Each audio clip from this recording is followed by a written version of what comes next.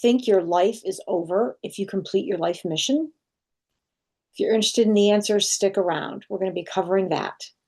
I'm Catherine Andrews. I'm a soul path decoder. I've been working with individuals for over 25 years, helping them understand their life events and their life purpose using tools such as astrology, numerology, iris analysis, and more. Each week, I'm going to offer you a tip, a technique that you can apply to your life immediately, and a story to illustrate what I'm teaching. Now, over the years, I've gotten the question many times from students, if I complete my life mission, am I going to die? And the answer is no. So first, let me tell you how I look at life purpose. It has two components. The first is understanding your gifts and developing them so that you can share them with others. The second part of your life purpose involves lessons. We all have certain areas where we lack experience, and so we've come here to learn those and experience more.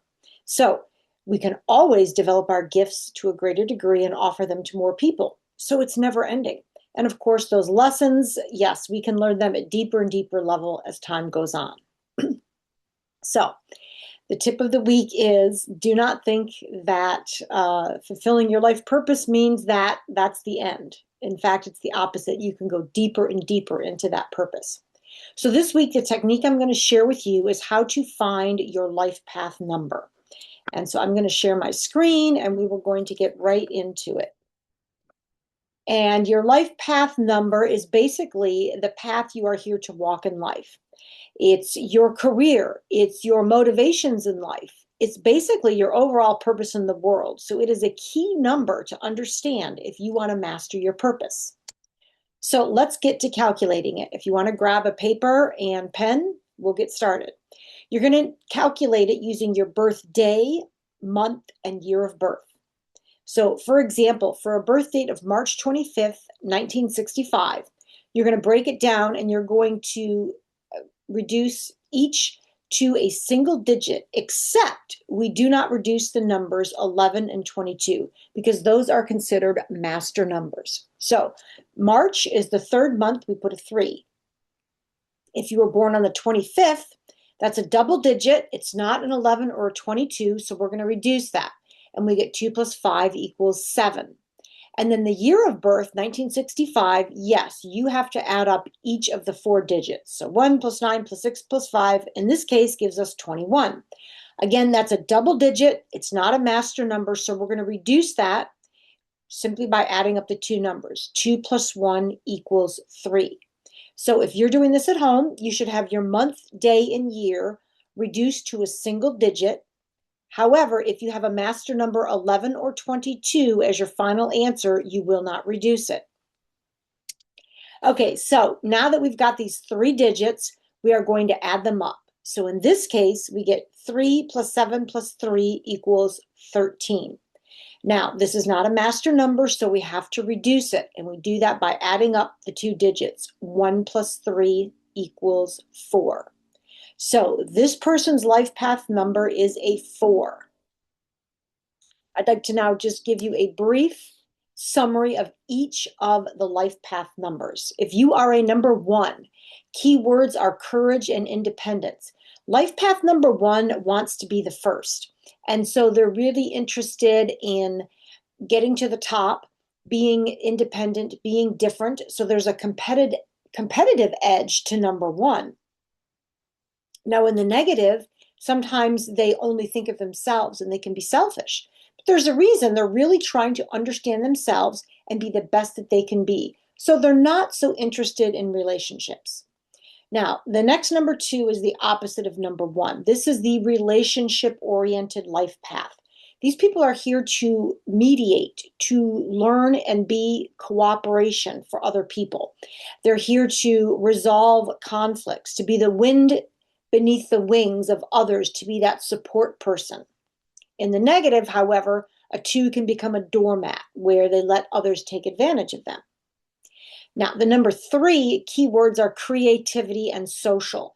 This person loves to express who they are through any means. That could be dance, art, writing, speaking. And they also love to be social. They love conversation. They love meeting with people, having parties. So these people are very fun and just creative souls. In the negative, they can lack purpose, right? They just go from one social event to the other without really fully developing their creativity. And the number 4, think of a table or a chair. Anything that has 4 legs is about stability. So 4 is being about practical and a foundation builder.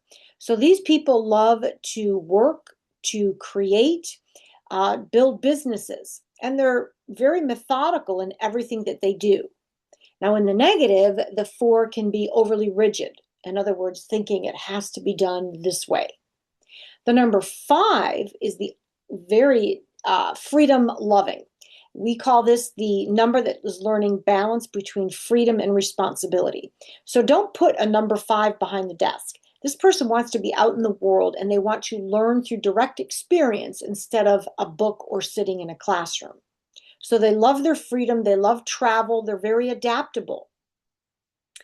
And the issue for number 5 is, can they balance all the freedom with still being responsible? So again, they could turn into a rolling stone that goes from traveling to one country to the next without a clear purpose. Now, the number 6 is the most loving of all the numbers.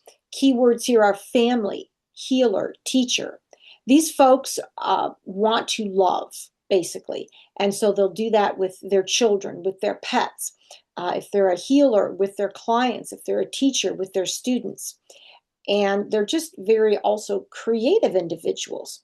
Now, on the negative, 6s can be enablers. They overhelp and overdo. So they have to learn to allow people to live their lessons at their own pace. Number 7, this is the spiritual seeker. They ask the big questions in life. Who am I? What am I here for? And so they want to delve deep into the mysteries of the world.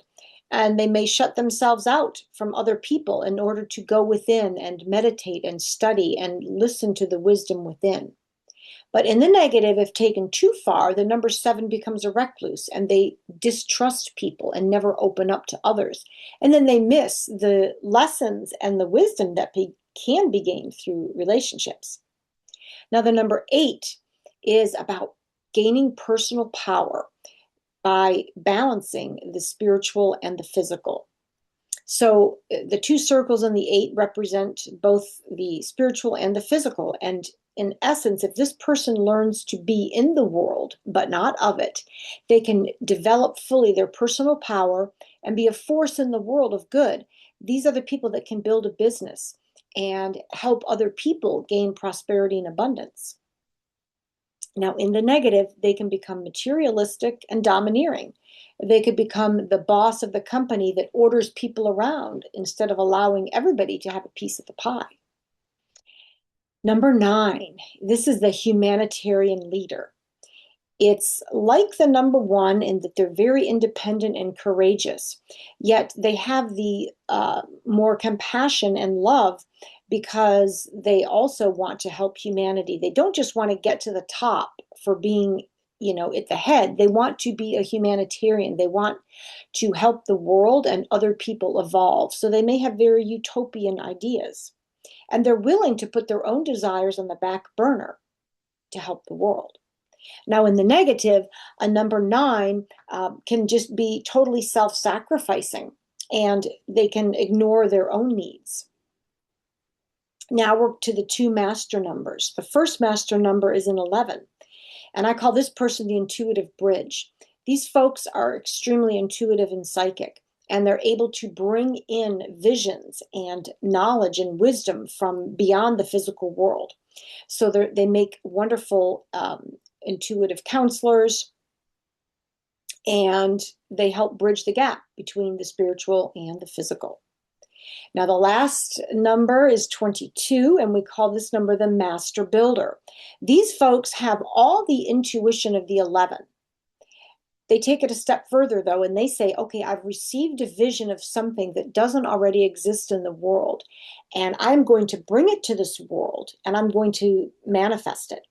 So they build things that are new to the world. And in that way, they help evolve the world. All right, so what number is yours? If you want to share with me what your number is, I would love to hear it. And if you're interested in delving deeper into numerology or other paths, you can check out my book, Soul Choices: 6 Paths to Find Your Life Purpose, as well as the workbook. All right, now I am going to share a story, as I told you in the beginning. So this is about a family member of mine who determined his life path number to be 5. And he was at a like a fork in the road regarding his career. He was a news reporter for years, but he was very interested in sports. And he was getting a little tired of being behind the desk, doing a lot of research for news. And so he was thinking of going into the sports world. And he consulted me. And so when we looked at his life path number, I really explained that you would be happiest in a job where you get to go out and travel, where you get to meet a lot of people, and that's very exciting. And so he eventually turned his career into being a travel videographer for sports teams all throughout the United States and the world at large. And he loves it and continues to do it this day. And so understanding his life path number and aligning with it allowed him to be very successful in his career choice.